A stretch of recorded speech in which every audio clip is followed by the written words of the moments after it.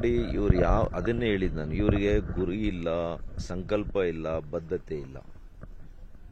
ಇವತ್ತು ಈ ಸರ್ಕಾರಕ್ಕೆ ಬಯಲುಸೀಮೆ ಪ್ರದೇಶಕ್ಕೆ ನೀರು ಕೊಡ್ರಿ ಅಂದ್ರೆ ಕೊಳಚೆ ನೀರನ್ನು ಕೊಡೋದೇ ಒಂದು ದೊಡ್ಡ ಸಾಧನೆ ಇವರಿಗೆ. ಕೊಳಚೆ ನೀರು ಕೊಡೋದು. ದೇಶದಲ್ಲಿ ಯಾರಾದ್ರೂ ಕೊಳಚೆ ನೀರು ಸೇವನೆ ಮಾಡ್ತಾ ಇದಾರೇನ್ರಿ? ಇವತ್ತು ಬೆಂಗಳೂರು ನಗರದ ಜನರಿಗೂ ಗೊತ್ತಿಲ್ಲ ಇನ್ನ. ಅವರು ಇವತ್ತು ಸೇವನೆ ಮಾಡ್ತಾ ಇರ್ತಕ್ಕಂಥ ಇವತ್ತು ತರಕಾರಿ, ಹಣ್ಣು ಎಲ್ಲಿಂದ ಬರ್ತಾ ಇದೆ? ಇದೇ ಕೊಳಚೆ ನೀರಲ್ಲಿ 2 ಸಲ ಇವರು 2 ಹಂತದ ಶುದ್ಧೀಕರಣ ಮಾಡಿ ಬೆಳೆದಿದ್ದಾರಲ್ಲ, ಆ ನೀರನ್ನೇ ಆ ಒಂದು ಹಣ್ಣು, ಆ ತರಕಾರಿಯನ್ನೇ ಇವರು ಕೂಡ ಬಳಸ್ತಾ ಇರೋದು.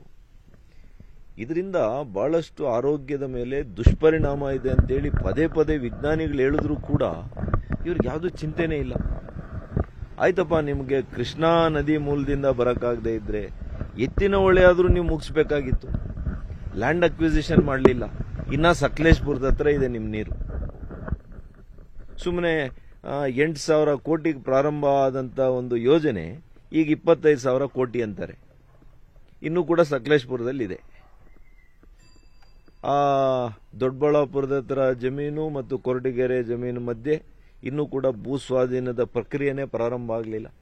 ಆ ರೈತರ ಜೊತೆ ನೀವು ಮೀಟಿಂಗ್ ಮಾಡಲಿಲ್ಲ. ನಿಮ್ಮ ಮಂತ್ರಿಗಳಲ್ಲೇ, ನಿಮ್ಮ ಸಚಿವ ಸಂಪುಟದಲ್ಲೇ ಭಿನ್ನಾಭಿಪ್ರಾಯಗಳಿದೆ. ಸುಮ್ಮನೆ 27ಕ್ಕೆ ನಾವು ನೀರು ಕೊಟ್ಬಿಡ್ತೀವಿ ಅಂತ ಹೇಳ್ತೀರಿ. ಹೆಂಗ್ ಕೊಡ್ತೀರಿ? ಇವತ್ತಿನ ಬದ್ಧತೆ ನಿಜವಾಗ್ಲೂ ಕೂಡ ಬಯಲುಸೀಮೆಯಲ್ಲಿ 1 ಕೋಟಿ ಜನ ಇದ್ದಾರೆ. ನಿಮ್ಗೆ ಬದ್ಧತೆ ಇದ್ದಿದ್ರೆ ಆಂಧ್ರ ಪ್ರದೇಶದ ಚಂದ್ರಬಾಬು ನಾಯ್ಡು ಅವರನ್ನ ಭೇಟಿ ಮಾಡಿ, ಇವತ್ತು ನಮಗೆ ಬಾಗೇಪಲ್ಲಿ ಹತ್ರ ಬಂದ್ಬಿಟ್ಟಿದೆ ನೀರು ಅವ್ರದ್ದು, ಆಂಧ್ರದು.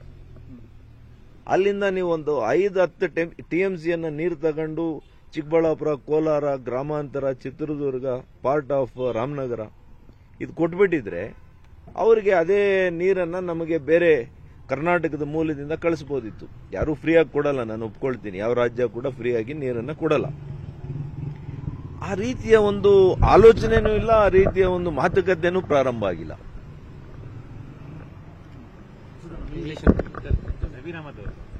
ಏನು ಯಾವ್ದ್ರೆ ಸಾಕಷ್ಟು ಜಟಾಪಟಿಯಾಗಿದ್ದು ಪೊಲೀಸ್ ಠಾಣೆಗೆ ಕೂಡ ಮೆಟ್ಟಿಲೇರಿದೆ. ನ್ಯಾಯ ಸಿಗ್ತಾ ರೈತರಿಗೆ? ಗವರ್ನರ್ಗೂ ಕೂಡ ಇಲ್ಲ, ಅದು ರೈತರು ಅಲ್ಲ, ಅವರು ವರ್ತಕರು. ಪೆರೇಸಂದ್ರದ ಜೋಳದ ವ್ಯಾಪಾರಸ್ಥ. ಅವ್ರಿಗೂ ಆ ಹೈದರಾಬಾದ್ನ ವರ್ತಕರು ಇವರಿಗೆ ಬಹಳ ವರ್ಷಗಳ ಸಂಬಂಧ ಇತ್ತಂತೆ, ವಹಿವಾಟು ಕೂಡ ಇದೆ. ಕೊನೆಯದಾಗಿ ಈಗೇನೋ ಅವ್ರ ಹಣ ಇವರು ಕೊಡಬೇಕಾಗಿತ್ತು. ಇವರು ಮಾಲನ್ನು ಅವರಿಗೆ ಸಪ್ಲೈ ಮಾಡಿದ್ದಾರೆ. ಆದರೆ ಆ ಮಾಲಿಗೆ ಇವರು ಜೋಳ ಏನು ಕೊಟ್ಟಿದ್ದಾರೆ ಅವರಿಗೆ ಹಣ ವಾಪಸ್ ಬಂದಿಲ್ಲ. ಅದು ಇವರು ಕಂಪ್ಲೇಂಟ್ ಮಾಡಿದಾಗೇನೋ ಜಮೀರ್ ಅವರು ಪೊಲೀಸ್ನವ್ರಿಗೆ ಫೋನ್ ಮಾಡಿ ಅವರಿಗೆ ಹೈದರಾಬಾದ್ನವ್ರಿಗೆ ಸಹಾಯ ಮಾಡಿ ಅಂತ ಹೇಳಿದ್ದಾರೆ. ಇದೆಲ್ಲ ಕೂಡ ನಾನು ನಿಮ್ಮ ಮಾಧ್ಯಮದ ಮೂಲಕ ತಿಳ್ಕೊಂಡಿದ್ದೀನಿ. ಆ ವೈರಲ್ ಕೂಡ ಆಗಿದೆ. ಜಮೀರ್ ಅವರು ಮತ್ತು SI ಮಾತಾಡುವಂಥ ಸಂಭಾಷಣೆಯನ್ನು ನಾನು ಕೂಡ ಕೇಳಿದ್ದೀನಿ. ಈಗ ವಿಷಯ ಏನಂದ್ರೆ ಬಹಳ ಸ್ವಾರಸ್ಯಕರವಾಗಿರುವಂಥದ್ದು, ಆ ವರ್ತಕ ಕೂಡ ಕಾಂಗ್ರೆಸ್, ಶಾಸಕನೂ ಕಾಂಗ್ರೆಸ್, ಸಚಿವನೂ ಕಾಂಗ್ರೆಸ್. ಪ್ರಶ್ನೆ ಮಾತ್ರ ಬಿಜೆಪಿ ಎಂಪಿನ ಕೇಳ್ತಾ ಇದ್ದೀವಿ. ಏನ್ ಮಾಡೋದು ನಾವು? ಉತ್ತರ, ಪ್ರಶ್ನೆನೂ ಅವ್ರ ಹತ್ರನೇ ಇದೆ, ಉತ್ತರನೂ ಅವ್ರ ಹತ್ರನೇ ಇದೆ. ಅವರು ಬದ್ಧತೆ ಇದ್ದು ಅವನು ಪ್ರಾಮಾಣಿಕನಾಗಿ ವರ್ತಕನಿಗೆ ಹಣ ಬರಬೇಕು ಅಂದ್ರೆ ಅವ್ರು ಕೊಡಿಸ್ಬೋದಿತ್ತು. ನಾನೇ ಅಧಿಕಾರದಲ್ಲಿದ್ದರೆ 24 ಗಂಟೆಯಲ್ಲಿ ಅವನಿಗೆ ಹಣ ಕೊಡಿಸ್ತಾ ಇದ್ದೆ. ಕೊಡಿಸ್ಲಿ, ಈಗ ಪಾಪ ಯಾರ್ಯಾರು ಅಧಿಕಾರದಲ್ಲಿದ್ದಾರೆ ಅವ್ರು ಕೊಡಿಸ್ಲಿ.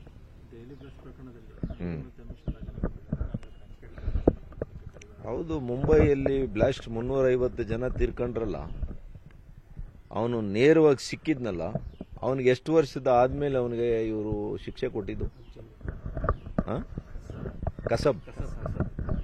ಕಸಬ್ ಅನ್ನೋನು ಸಿಕ್ಕಿರೋಂಥವನಿಗೆ ನೀವು ಹಿಡಿಯೋದು ಬೇಡ. 350 ಜನ 400 ಜನ ಸತ್ತೋದ್ರಲ್ಲಪ್ಪ ಮುಂಬೈ ಬ್ಲಾಸ್ಟ್ ಅಲ್ಲಿ. ಮನಮೋಹನ್ ಸಿಂಗ್ ರಾಜೀನಾಮೆ ಕೊಟ್ರ? ಯಾರು ರಾಜೀನಾಮೆ ಕೊಟ್ರು ಅವಾಗ? ಇದಲ್ಲ ರೀ ನೀವು ಮಾತಾಡೋದು.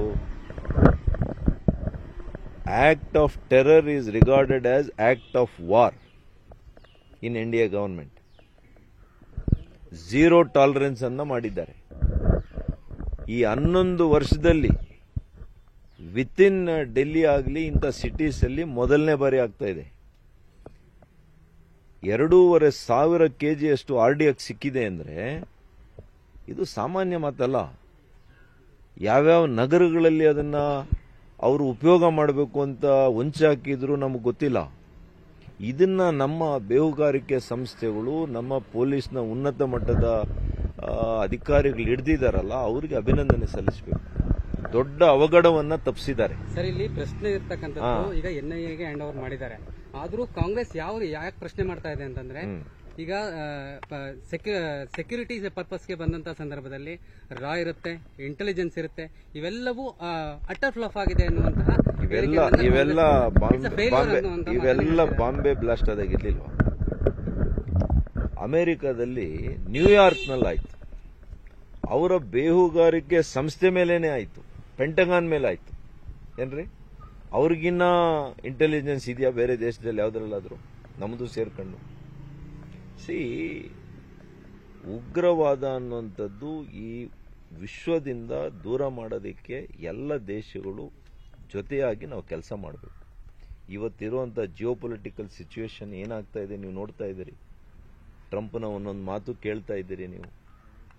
ಯಾರ್ಯಾರ ಜೊತೆ ಅವ್ರು ಊಟ ಮಾಡ್ತಾ ಇದ್ದಾರೆ ನೋಡ್ತಾ ಇದ್ದೀರಿ.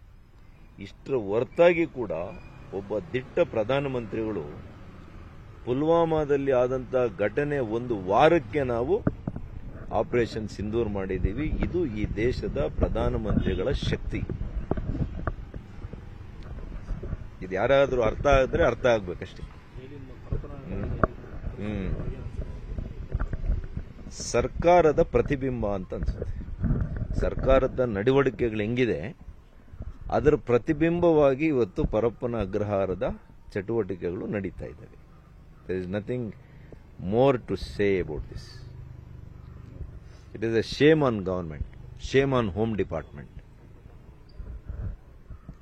ಇಂಥದಕ್ಕೆ ಯಾರೂ ರಾಜೀನಾಮೆ ಕೊಡಬೇಕಾಗಿಲ್ಲ, ಯಾರೂ ಕೊಡಬೇಕಾಗಿಲ್ಲ. ಇದಕ್ಕೆ ಅವ್ರಿಗೆಲ್ಲ ಹೋಗಿ ಸನ್ಮಾನ ಮಾಡಬೇಕು, ಬಹಳ ಒಳ್ಳೆ ಕೆಲಸ ಮಾಡ್ತಾ ಇದ್ದೀರಿ ಅಂತ.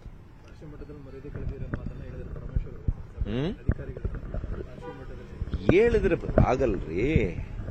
ಇವಾಗ ಇವಾಗ ನಾವೇನು ಮಾವಿನಕಾಯಿ ಮಾತು ಕುದುರುತ್ತಾ? ತಕೊಳ್ಳಿ ಆಕ್ಷನ್. ಯಾರಲ್ಲಿ ಪ್ರಿಸನ್ಸ್ಗೆ IGR DGR ಸಸ್ಪೆಂಡ್ ಹಿಮ್.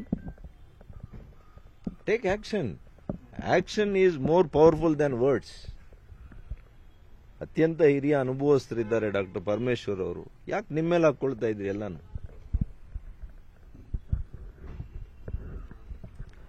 ಒಬ್ಬ ಹೋಮ್ ಮಿನಿಸ್ಟರ್ ಆಗಿ ದಿಟ್ಟವಾದಂತ ನಿರ್ಧಾರ ತಗೊಳ್ಳಿ ಅಂತ ಮಾತ್ರ ನಾನು ಹೇಳ್ತೀನಿ. ನಿರ್ಭೀತ, ನಿಷ್ಪಕ್ಷಪಾತ, ವಿಶ್ವಾಸಾರ್ಹ ಸುದ್ದಿಗಳಿಗೆ ಮತ್ತೊಂದು ಹೆಸರಾಗಿರುವಂತ ನ್ಯೂಸ್ 18 ಕನ್ನಡ ಈಗ ಆಪ್ನಲ್ಲೂ ಲಭ್ಯವಿದೆ. ದಯವಿಟ್ಟು ಇಲ್ಲಿರುವ QR ಕೋಡ್ ಅನ್ನ ಸ್ಕ್ಯಾನ್ ಮಾಡಿಕೊಂಡು ಆಪ್ ಅನ್ನ ಡೌನ್ಲೋಡ್ ಮಾಡೋದಕ್ಕೆ ಮರಿಬೇಡಿ. ನಿಮ್ಮ ಬೆಂಬಲ ಹೀಗೆ ಸದಾ ನಮ್ಮೊಂದಿಗಿರಲಿ. ಧನ್ಯವಾದ.